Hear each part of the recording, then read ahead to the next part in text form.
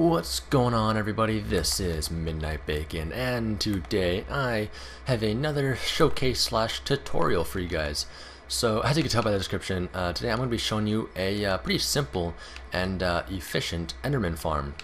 So, first off, what you're going to do is, of course, to come to the end and defeat the Ender Dragon. And once you do that, you're going to want to try to find the corner of the map that is farthest away from the island. Now I'm on the Xbox 360, so there's only it's a pretty small area in the end. But if you're on the Xbox One or PS4, I think, then you have the bigger worlds, so you could travel outside the land. You can go farther out than you can on the 360 or PS3. But anyways, if you're on the 360, then you're going to want to go to the farthest corner, basically it's farthest away from the island. And I'm in creative mode when I'm doing this, so it's kind of like it's easier for me to tell which corner is farthest away. If you're in survival, it's going to be a little bit harder. It might be a little bit of a guess and check. I don't know, but a good way to tell when you're farthest away is down here. I built a I just went around the border with glowstone, and I went to each corner to see which one sort of looked farthest away from the island, and you can kind of tell by the shadows.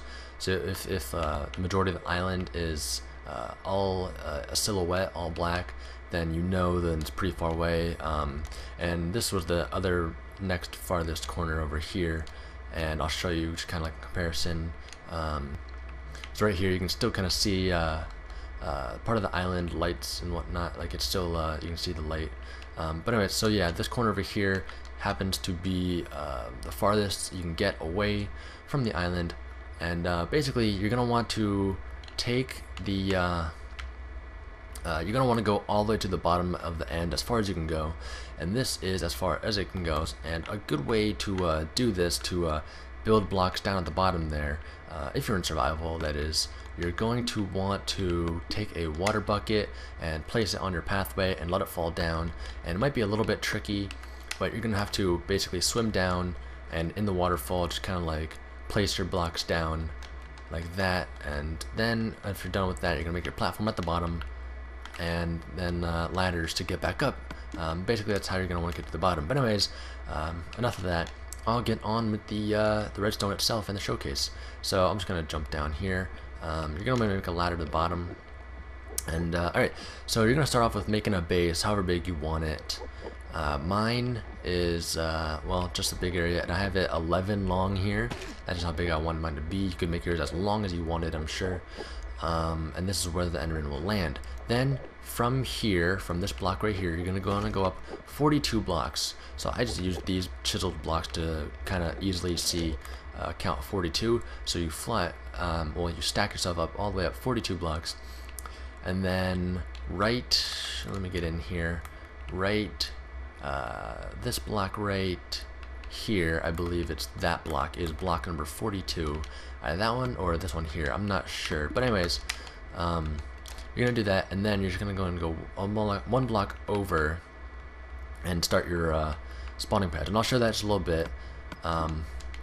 And right now I only have 3 layers to this, and it works fairly well. It gets decent spawn rates, but not as much as it could get.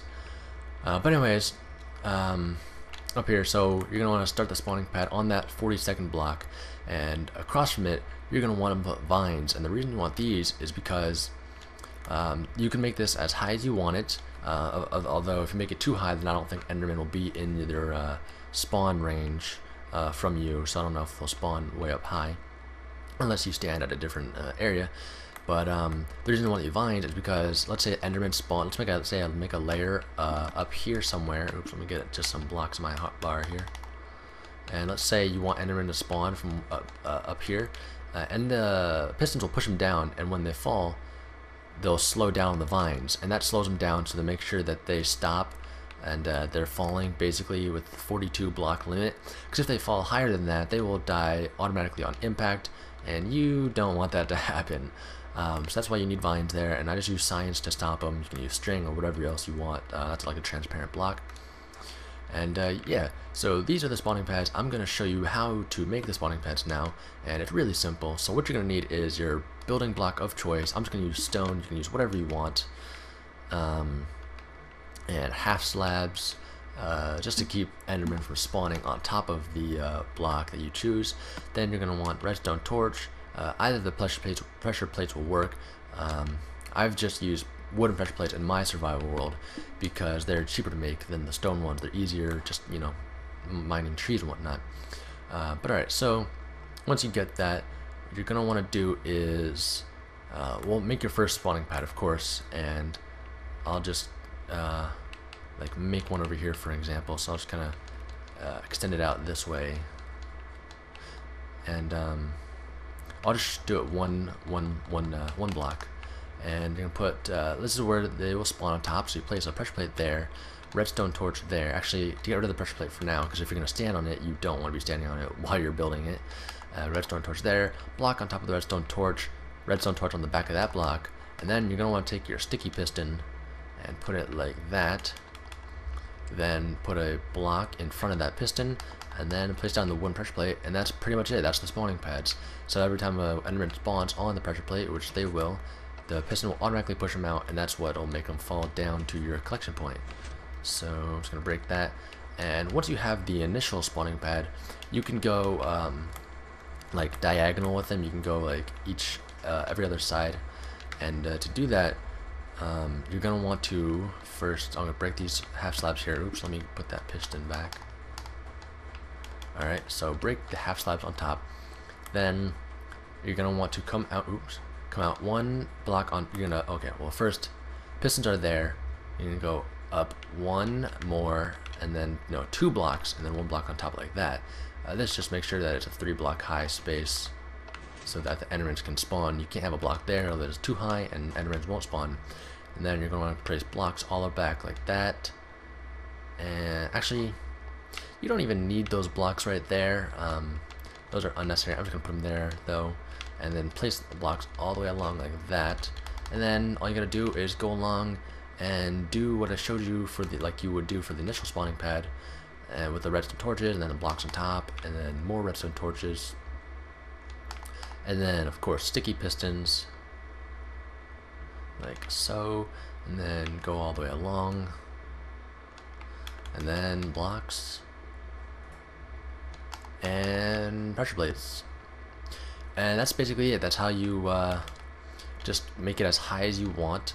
And the reason you have slabs, as I said, is because you don't want the Endermen spawning on top of these blocks here, because that'll, they won't be pushed down then, and that'll reduce your spawn rates. That's what I was looking for. But anyways, that's that. You just gotta keep going like that, back and forth, basically. And yeah, so anyways, I'm going to build a bunch more of these spawning pads, and I will be back just to kind of show you how it works once you have a bunch of them and just how efficient this will be. So I'll be right back. Alright, so I have 10 spawning pads now, and as you can see, Endermen are actually spawning on it as I, oh, excuse me, as I speak, and it's fairly decent spawn rates right now. And I forgot to mention before, you are going to want these rings beneath it as well. Every 2 blocks, basically, so you want 2 blocks in between each ring. And the reason for that is because, let's say you only have rings like every so often, like only 1 ring halfway down. Endermen can move like while they're falling in midair if there were no rings here, and they could land like on the ring halfway down or whatever. And they wouldn't fall all the way down to the bottom, and that would not be good. Also, because Endermen would spawn on the rings, you need 2 blocks in between, because if there's any space greater than 2, Endermen will have another room to spawn. I believe there was one other thing that I wanted to mention. I lost it, but it might come back to me. But anyways, right now I only have 10 spawning pads here, and the rates, they're okay, they're not bad. You can have a bunch more pads, spawning spaces for these guys, and I do actually have this kind of farm in my survival world, and it works pretty well for me. You get up to 30 levels pretty quickly, and like I said, you can have as many spawning pads as you want. And it might be better if made some kind of platform where you stood up here, sort of, and just kind of so you're in range of these spawning pads. And oops, I forgot to put half slabs up here. And this is what I mean why you need half slabs, so that Endermen don't spawn up here, because that will that'll hurt your spawn rates. So I did need to put those there, and now it should be good. And but yeah, you might want to make some kind of spawning pad, or not spawning pad, just like an AFK pad or something, like where you have a quick travel or a ladder to get up here, so you can stand right here, so you're closer in range to those pads. Because if you're standing at the bottom and you make your spawning pads too high, and as I said, you might be out of range for the Enderman to spawn. But I don't know, I haven't really done extensive kind of testing with it, like to see just how high they will spawn from. Oh yeah, the other thing I wanted to mention is that this goes out especially for Xbox 360 players or PS3 players. I suggest you light up the island as much as you can, or at least at the side that is closest to your farm, because if it is dark over here, and if it might be close enough to the farm, I don't know, I haven't really tested it, but it is possible, maybe, I don't know, that is in range for Enderman to spawn over there while you're standing over here, and that will hurt your spawn rates for your farm. But anyway, so yeah, I came over here in creative mode, just flew around and lit it all up. I did also do this in my survival world, and that took quite a while, but it'll be worth it, I think. So yeah, guys, that's pretty much it for this Enderman farm. Hope you enjoyed this tutorial, and I apologize if I didn't explain things too well, but yeah, so you should definitely make a Enderman in your survival world, because they do give you the most XP out of any of the mobs. I think Blaze are second best for XP farms. But yeah, guys, that's gonna about do it for this tutorial, and hope you enjoyed it, and thanks for watching. Bye bye.